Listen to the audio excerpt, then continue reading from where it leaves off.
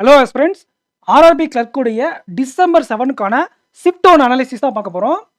Reasoning ability செக்ஷனை பொறுத்தவரை easy to மாடரேட்டாகவும், நியூமெரிக்கல் எபிலிட்டி செக்ஷனை பொறுத்தவரை லைட்டாக மாடரேட்டாகவும் இருந்திருக்கு. எக்ஸப்ட் நான் ராங் நம்பரை தவிர மற்றதெல்லாம் ரொம்ப ஈஸியாக இருந்திருக்கு. பட் அந்த ராங் நம்பரும் வந்து பார்த்தீங்கன்னா நல்லா ப்ராக்டிஸ் பண்ணுவோம், நல்லா அட்டன் பண்ணிக்கோங்க.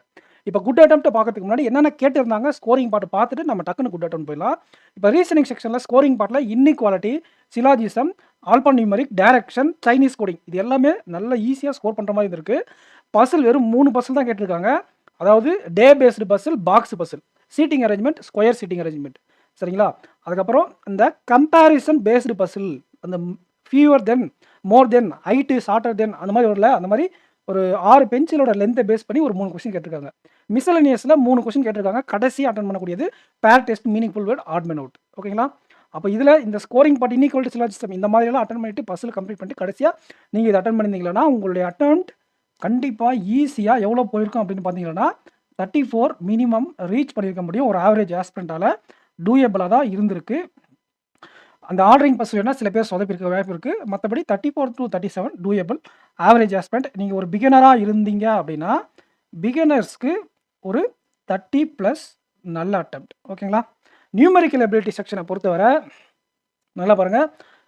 சிம்பிளிஃபிகேஷன் ராங் நம்பர் 20 மார்க் வந்திருக்கு. அந்த சிம்பிளிஃபிகேஷனில் 15 கொஸ்டினில் ஒரு 14, 13 போட்டிருக்கலாம்.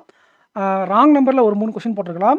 டிஐயில் ஒரு line DI data interpretation table base பண்ணி அதில் 2 சேர்ந்து ஒரு 9 கொஸ்டின் போட்டிருக்கலாம். குறைஞ்சது நீங்கள் நல்லா அப்ரோச் பண்ணியிருந்தா 28 ஸ்கோரிங் பார்ட்லேயே போட்டுட்டு எக்ஸ்ட்ரா இருக்கக்கூடிய அர்த்தமெட்டிக்காக நீங்கள் செலக்டிவாக ஒரு 2-3 அட்டன் பண்ணியிருந்தா கூட 30+ ஈஸியாக கிராஸ் பண்ணிடலாம். ஓகேங்களா? ஸோ 28ல் இருந்து 32 வரை ஆவரேஜ் ஆஸ்பிரண்டால் டூயபிளாக இருந்திருக்கு. நியூமெரிக்கல் எபிலிட்டியில் பிகினர்ஸ்க்கு உங்களுக்கு 25+ நல்ல அட்டெம்ப்ட். ஓகேங்களா? 25+ கொடுத்தீங்கன்னா நல்ல அட்டெம்ப்ட். ஸோ ஓவராலாக குட் அட்டெம்ப்ட் அப்படின்னு பார்த்தீங்கன்னா உங்களுக்கு ஒரு 64 to 68. ஓகேங்களா? இது வந்து ஓவராலாக ஒரு ஆவரேஜ் ஆஸ்பிரண்ட்டுக்கு நல்லா படிக்கிறவங்க 72, 75 அந்த மாதிரி அட்டன் பண்ணியிருக்காங்க. 75 நீங்கள் சில பேர் 80 கேள்விப்பட்டிருப்பீங்க. அதை நீங்கள் கன்சிடர் பண்ண வேண்டாம். அது ரொம்ப கம்மியாக தான் இருப்பாங்க. 72, 75 நல்லா படிக்கிறவங்க. Average aspirant 64, 68. அப்போ என்னோட அட்டெம்ப்ட் 64, 68க்கு கீழே இருக்குது சார், நான் மெயின்ஸுக்கு படிக்க தேவையில்லையா அப்படின்னு கேட்டால் அதெல்லாம் கிடையாது. நீங்கள் ஒரு 58லேருந்து ஒரு 60 நேற்று ஷிஃப்ட்டும் சரி, இன்றைக்கி ஷிஃப்ட்டும் சரி, இந்த ரேஞ்சில் இருக்கிறவங்கலாம் மெயின்ஸ்க்கு ரெடியாக இருக்கிறது தான் சேஃபு. நான் எல்லா ஷிஃப்ட் எக்ஸாம் முடிஞ்ச உடனே உங்களுக்கு எக்ஸ்பெக்டட் கட்டாக போடுவேன்.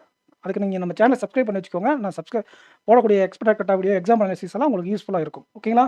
ஸோ நெக்ஸ்ட் வீடியோவில் மீட் பண்ணலாம். சேனலை சப்ஸ்கிரைப் பண்ணிட்டு உங்கள் ஃப்ரெண்ட்ஸுக்கு ஷேர் பண்ணுங்கள். தேங்க்யூ.